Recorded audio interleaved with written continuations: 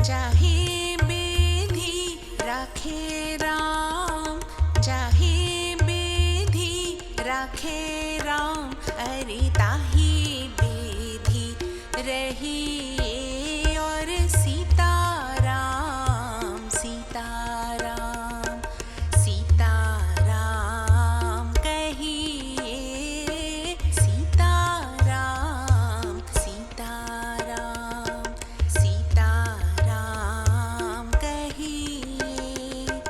जाहि विधि राखे राम, ताहि विधि रहिए और सीताराम सीताराम सीताराम कहिए। भारत माता और हिसाली वाली मैया को मेरा प्रणाम। पावन चिंतन धारा आश्रम की ओर से सभी को जय श्री राम। श्री वाल्मीकि कृत रामायण एक धार्मिक ऐतिहासिक महाकाव्य में मैं अयोध्या कांड का भक्ति भाव से पठन करती हूँ। निवेदन है कि आप भी श्रद्धा भाव से इसका श्रवण करें। ओम श्री गणेशाय नमः। ओम श्री सरस्वते नमः। ओम श्री हनुमते नमः। ओम श्री गुरुवे नमः। श्री सियावर राम शरणागतम्। 52वां सर्ग। श्री राम की आज्ञा से गुह का नाव मंगाना। श्री राम का सुमंत्र को समझा बुझाकर अयोध्यापुरी लौट जाने के लिए आज्ञा देना और माता पिता आदि से कहने के लिए संदेश सुनाना। सुमंत्र के वन में ही चलने के लिए आग्रह करने पर श्री राम का उन्हें युक्ति पूर्वक समझाकर लौटने के लिए विवश करना, फिर तीनों का नाव पर बैठना, सीता की गंगा जी से प्रार्थना, नाव से पार उतरकर श्री राम आदि का वत्स देश में पहुंचना और सायंकाल में एक वृक्ष के नीचे रहने के लिए जाना। जब रात बीती और प्रभात हुआ, उस समय विशाल वक्ष वाले महायशस्वी श्री राम ने शुभ लक्षण संपन्न सुमित्रा कुमार लक्ष्मण से इस प्रकार कहा। तात, भगवती रात्रि व्यतीत हो गई, अब सूर्योदय का समय आ पहुंचा है। वह अत्यंत काले रंग का पक्षी कोकिल कुहू कुहू बोल रहा है। वन में अव्यक्त शब्द करने वाले मयूरों की केकावाणी भी सुनाई देती है। अतः सौम्य, अब हमें तीव्र गति से बहने वाली समुद्रगामिनी गंगा जी के पार उतरना चाहिए। मित्रों को आनंदित करने वाले सुमित्रा कुमार लक्ष्मण ने श्री रामचंद्र जी के कथन का अभिप्राय समझकर गुह और सुमंत्र को बुलाकर पार उतरने की व्यवस्था करने के लिए कहा और स्वयं वे भाई के सामने आकर खड़े हो गए। श्री रामचंद्र जी का वचन सुनकर उनका आदेश शिरोधार्य करके निषाद राज ने तुरंत अपने सचिवों को बुलाया और इस प्रकार कहा, तुम घाट पर शीघ्र ही एक ऐसी नाव ले आओ जो मजबूत होने के साथ ही सुगमता पूर्वक खेने योग्य हो, उसमें डांड लगा हुआ हो, कर्णधार बैठा हो तथा वह नाव देखने में सुंदर हो। निषाद राज गुह का वह आदेश सुनकर उसका महान मंत्री गया और एक सुंदर नाव घाट पर पहुंचाकर उसने गुह को इसकी सूचना दी। तब गुह ने हाथ जोड़कर श्री रामचंद्र जी से कहा, देव, यह नौका उपस्थित है, बताइए इस समय आपकी और क्या सेवा करूं। देव कुमार के समान तेजस्वी तथा उत्तम व्रत का पालन करने वाले पुरुष सिंह श्री राम समुद्रगामिनी गंगा नदी को पार करने के लिए आपकी सेवा में यह नाव आ गई है, अब आप शीघ्र इस पर आरूढ़ होइए। तब महातेजस्वी श्री राम गुह से इस प्रकार बोले, सखे, तुमने मेरा सारा मनोरथ पूर्ण कर दिया, अब शीघ्र ही सब सामान नाव पर चढ़ाओ। यह कहकर श्री राम और लक्ष्मण ने कवच धारण करके तरकस एवं तलवार बांधी तथा धनुष लेकर वे दोनों भाई जिस मार्ग से सब लोग घाट पर जाया करते थे, उसी से सीता के साथ गंगा जी के तट पर गए। उस समय धर्म के ज्ञाता भगवान श्री राम के पास जाकर सारथी सुमंत्र ने विनीत भाव से हाथ जोड़कर पूछा, प्रभो, अब मैं आपकी क्या सेवा करूं? तब दशरथ नंदन श्री राम ने सुमंत्र को उत्तम दाहिने हाथ से स्पर्श करते हुए कहा, सुमंत्र जी, अब आप शीघ्र ही पुनः महाराज के पास लौट जाइए और वहां सावधान होकर रहिए। उन्होंने फिर कहा, इतनी दूर तक महाराज की आज्ञा से मैंने रथ द्वारा यात्रा की है, अब हम लोग रथ छोड़कर पैदल ही महान वन की यात्रा करेंगे, अतः आप लौट जाइए। अपने को घर लौटने की आज्ञा प्राप्त हुई देख सारथी सुमंत्र शोक से व्याकुल हो उठे और इक्ष्वाकु नंदन पुरुष सिंह श्री राम से इस प्रकार बोले, रघुनंदन, जिसकी प्रेरणा से आपको भाई और पत्नी के साथ साधारण मनुष्यों की भांति वन में रहने को विवश होना पड़ा है, उस दैव का इस संसार में किसी भी पुरुष ने उल्लंघन नहीं किया। जब आप जैसे महान पुरुष पर यह संकट आ गया, तब मैं समझता हूं कि ब्रह्मचर्य पालन, वेदों के स्वाध्याय, दयालुता अथवा सरलता में भी किसी फल की सिद्धि नहीं है। वीर रघुनंदन, इस प्रकार पिता के सत्य की रक्षा के लिए विदेह नंदिनी सीता और भाई लक्ष्मण के साथ वन में निवास करते हुए आप तीनों लोकों पर विजय प्राप्त करने वाले महापुरुष नारायण की भांति उत्कर्ष महान यश प्राप्त करेंगे। श्री राम, निश्चय ही हम लोग हर तरह से मारे गए, क्योंकि आपने हम पुरवासियों को अपने साथ न ले जाकर अपने दर्शन जनित मुख से वंचित कर दिया। अब हम पापिनी कैकई के वश में पड़ेंगे और दुख भोगते रहेंगे। आत्मा के समान प्रिय श्री रामचंद्र जी से ऐसी बात कहकर उन्हें दूर जाने को उद्यत देख सारथी सुमंत्र दुख से व्याकुल होकर देर तक रोते रहे। आंसुओं का प्रवाह रुकने पर आचमन करके पवित्र हुए सारथी से श्री रामचंद्र जी ने बारंबार मधुर वाणी में कहा, सुमंत्र जी, मेरी दृष्टि में इक्ष्वाकु वंशियों का हित करने वाला सुहृद आपके समान दूसरा कोई नहीं है। आप ऐसा प्रयत्न करें जिससे महाराज दशरथ को मेरे लिए शोक न हो। पृथ्वीपति महाराज दशरथ एक तो बूढ़े हैं, दूसरे उनका सारा मनोरथ चूर चूर हो गया है, इसलिए उनका हृदय शोक से पीड़ित है। यही कारण है कि मैं आपको उनकी संभाल के लिए कहता हूं। वे महामनस्वी महाराज कैकई का प्रिय करने की इच्छा से आपको जो कुछ जैसी भी आज्ञा दे, उसका आप आदर पूर्वक पालन करें, यही मेरा अनुरोध है। राजा लोग इसीलिए राज्य का पालन करते हैं कि किसी भी कार्य में इनके मन की इच्छा पूर्ति में विघ्न न डाला जाए। सुमंत्र जी, जिस किसी भी कार्य में जिस किसी तरह भी महाराज को अप्रिय बात से खिन्न होने का अवसर न आवे तथा वे शोक से दुबले न हो, वह आपको उसी प्रकार करना चाहिए।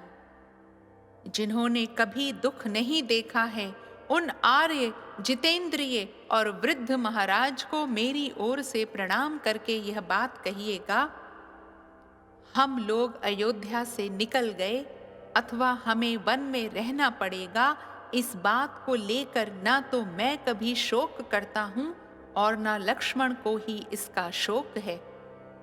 14 वर्ष समाप्त होने पर हम पुनः शीघ्र ही लौट आएंगे और उस समय आप मुझे, लक्ष्मण को और सीता को भी फिर देखेंगे। सुमंत्र जी, महाराज से ऐसा कहकर आप मेरी माता से, उनके साथ बैठी हुई अन्य देवियों माताओं से तथा कैकई से भी बारंबार मेरा कुशल समाचार कहिएगा। माता कौशल्या से कहिएगा कि तुम्हारा पुत्र स्वस्थ एवं प्रसन्न है।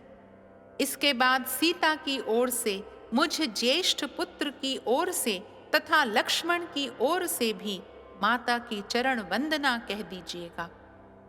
तदनंतर मेरी ओर से महाराज से भी यह निवेदन कीजिएगा कि आप भरत को शीघ्र ही बुलवा लें और जब वे आ जाएं तब अपने अभीष्ट युवराज पद पर उनका अभिषेक कर दें।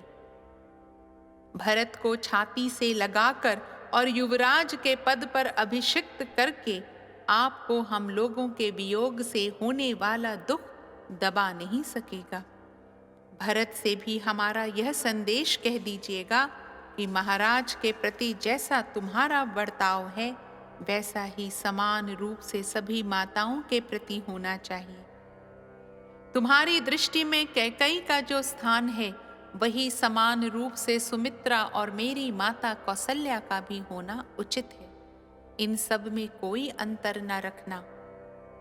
पिताजी का प्रिय करने की इच्छा से युवराज पद को स्वीकार करके यदि तुम राजकाज की देखभाल करते रहोगे तो इहलोक और परलोक में सदा ही सुख पाओगे। श्री रामचंद्र जी ने सुमंत्र को लौटाते हुए जब इस प्रकार समझाया तब उनकी सारी बातें सुनकर वे श्री राम से स्नेहपूर्वक बोले, तात, सेवक का स्वामी के प्रति जो सत्कार पूर्ण बर्ताव होना चाहिए उसका यदि मैं आपसे बात करते समय पालन न कर सकूं, यदि मेरे मुख से स्नेहवश कोई धृष्टतापूर्ण बात निकल जाए तो यह मेरा भक्त है ऐसा समझकर आप मुझे क्षमा कीजिएगा। जो आपके वियोग से पुत्र शोक से आतुर हुई माता की भांति संतप्त हो रही है, उस अयोध्यापुरी में मैं आपको साथ लिए बिना कैसे लौट कर जा सकूंगा। आते समय लोगों ने मेरे रथ में श्री राम को विराजमान देखा था, अब इस रथ को श्री राम से रहित देखकर उन लोगों का और उस अयोध्यापुरी का भी हृदय विदीर्ण हो जाएगा। जैसे युद्ध में अपने स्वामी वीर रथी के मारे जाने पर जिसमें केवल सारथी शेष रह गया हो, ऐसे रथ को देखकर उसकी अपनी सेना अत्यंत दयनीय अवस्था में पड़ जाती है, उसी प्रकार मेरे इस रथ को आपसे सूना देखकर सारी अयोध्या नगरी दीन दशा को प्राप्त हो जाएगी। आप दूर रहकर भी प्रजा के हृदय में निवास करने के कारण सदा उसके सामने ही खड़े रहते हैं। निश्चय ही इस समय प्रजा वर्ग के सब लोगों ने आपका ही चिंतन करते हुए खाना पीना छोड़ दिया होगा। श्री राम, जिस समय आप वन को आने लगे उस समय आपके शोक से व्याकुल चित्त हुई प्रजा ने जैसा आर्तनाद एवं क्षोभ प्रकट किया था उसे तो आपने देखा ही था। आपके अयोध्या से निकलते समय पुरवासियों ने जैसा आर्तनाद किया था, आपके बिना मुझे खाली रथ लिए लौटा देख वे उससे भी 100 गुना हाहाकार करेंगे। क्या मैं महारानी कौशल्या से जाकर कहूंगा कि मैंने आपके बेटे को मामा के घर पहुंचा दिया है, इसलिए आप संताप न करें। यह बात प्रिय होने पर भी असत्य है, अतः ऐसा असत्य वचन भी मैं कभी नहीं कह सकता।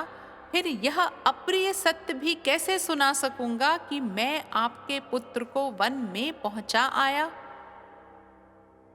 ये उत्तम घोड़े मेरी आज्ञा के अधीन रहकर आपके बंधुजनों का भार वहन करते हैं, आपके बंधुजनों से हीन रथ का ये वहन नहीं करते हैं।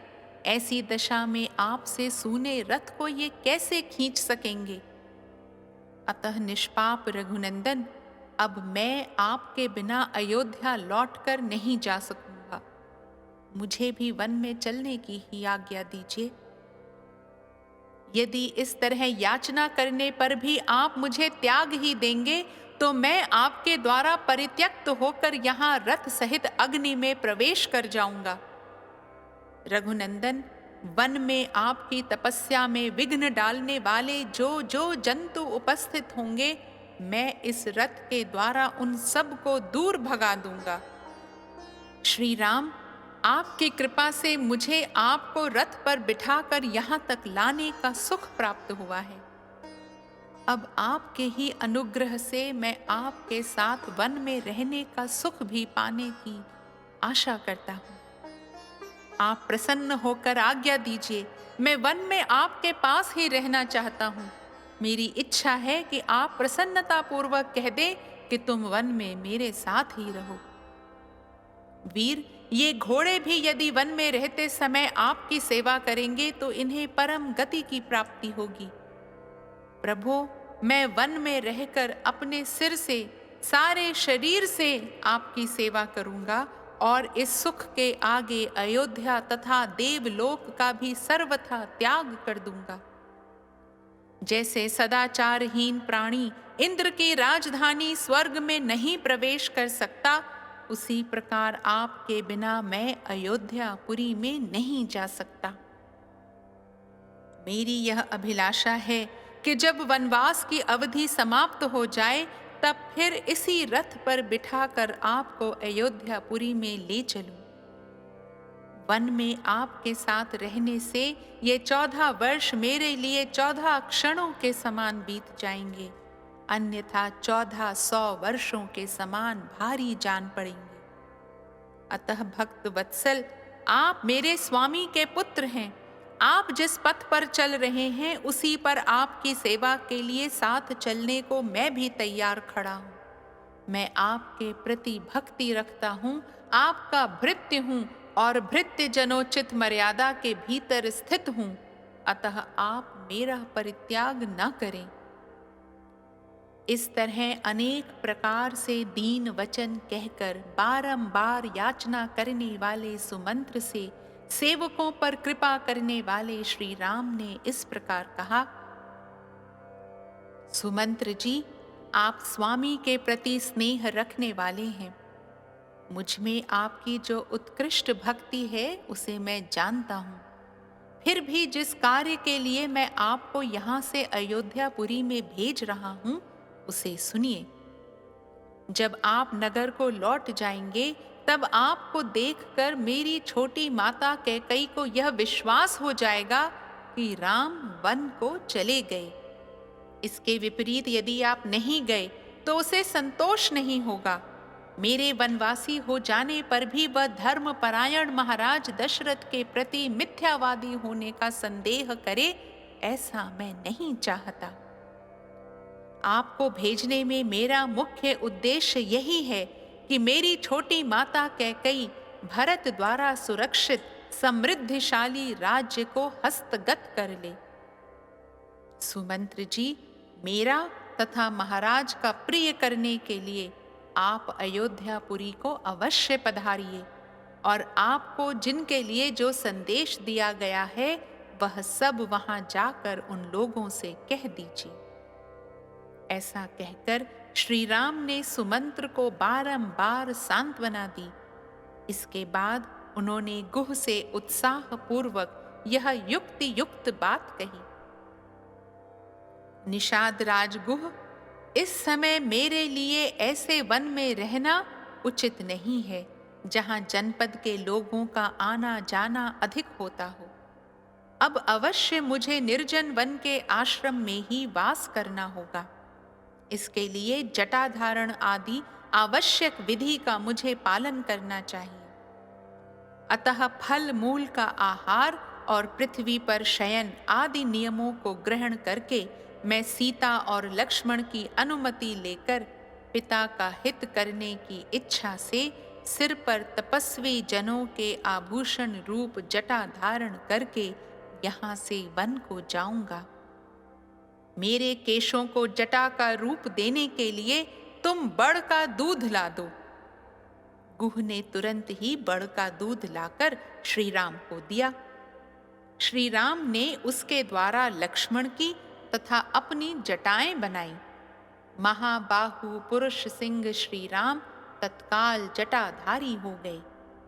उस समय वे दोनों भाई श्री राम लक्ष्मण वल्कल वस्त्र और जटामंडल धारण करके ऋषियों के समान शोभा पाने लगे। तदनंतर वानप्रस्थ मार्ग का आश्रय लेकर लक्ष्मण सहित श्री राम ने वानप्रस्थोचित व्रत को ग्रहण किया।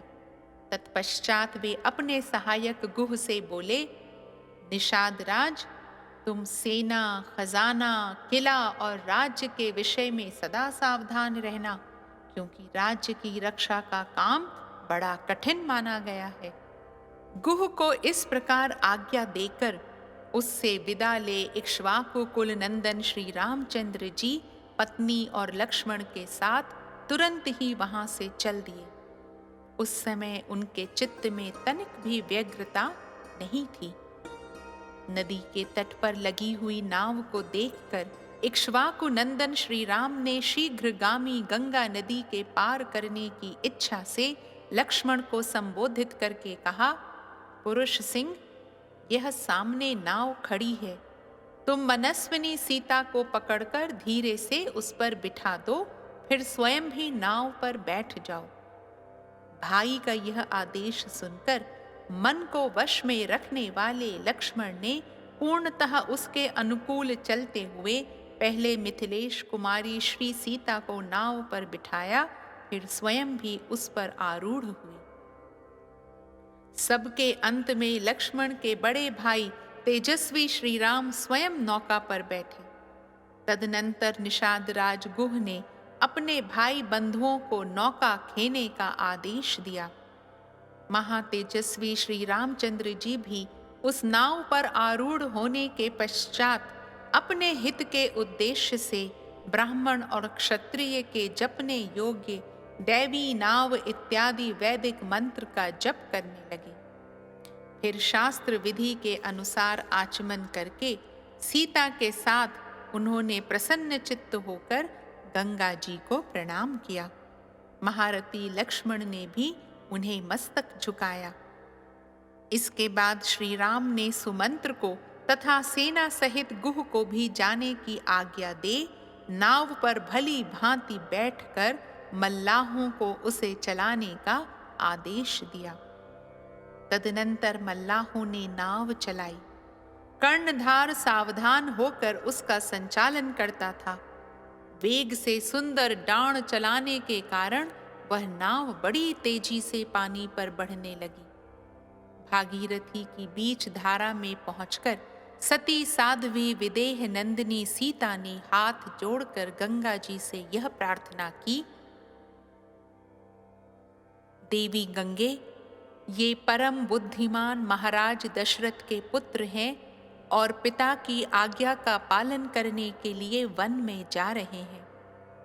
ये आपसे सुरक्षित होकर पिता की इस आज्ञा का पालन कर सकें, ऐसी कृपा कीजिए। वन में पूरे 14 वर्षों तक निवास करके ये मेरे तथा अपने भाई के साथ पुनः अयोध्यापुरी को लौटेंगे। सौभाग्यशालिनी देवी गंगे, उस समय वन से पुनः कुशल पूर्वक लौटने पर संपूर्ण मनोरथों से संपन्न हुई मैं बड़ी प्रसन्नता के साथ आपकी पूजा करूंगी। स्वर्ग, भूतल और पाताल तीनों मार्गों पर विचरने वाली देवी, तुम यहाँ से ब्रह्मलोक तक फैली हुई हो और इस लोक में समुद्र राज की पत्नी के रूप में दिखाई देती हो। शोभाशालिनी देवी, पुरुष सिंह श्री राम जब पुनः वन से सकुशल लौटकर अपना राज्य प्राप्त कर लेंगे, तब मैं सीता पुनः आपको मस्तक झुकाऊंगी और आपकी स्तुति करूंगी।